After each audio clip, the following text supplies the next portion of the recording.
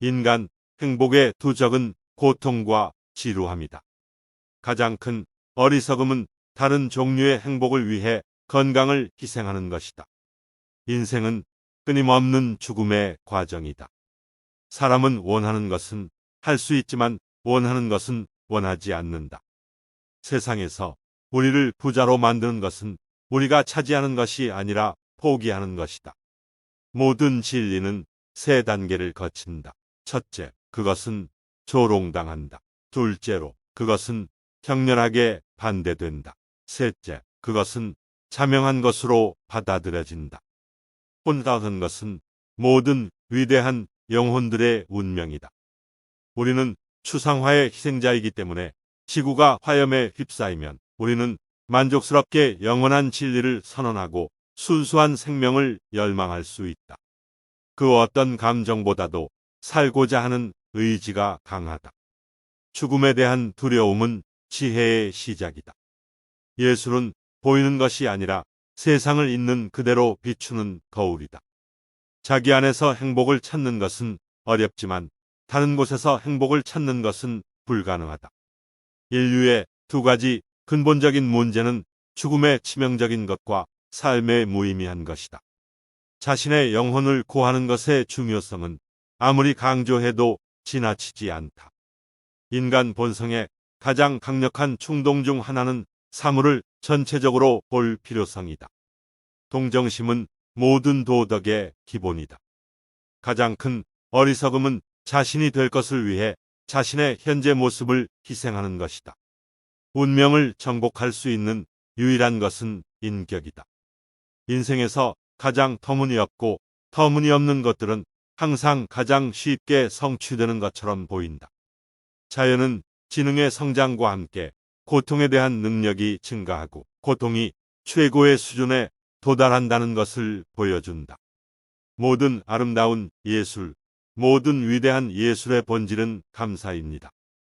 남자들은 천성적으로 서로에게 무관심할 뿐이지만 여자들은 천성적으로 적이다.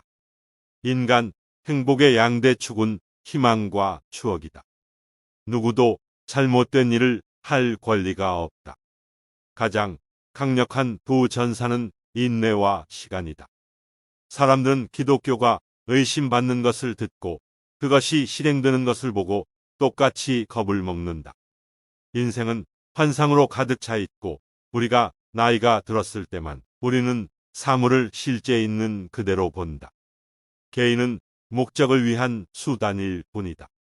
모든 인간의 지식은 직관에서 시작하여 그때부터 개념으로 진행되고 아이디어로 끝난다. 지식을 추구하는 것은 큰 도전이자 큰 보상이다. 삶의 본질은 행복이 아니라 행복의 정복이다. 영원히 지속될 유일한 것은 우리의 일과 우리가 다른 사람들을 위해 하는 일이다. 우리를 아버지와 아들로 만드는 것은 살과 피가 아니라 마음이다. 우리는 사랑해야만 사랑하는 법을 배울 수 있다.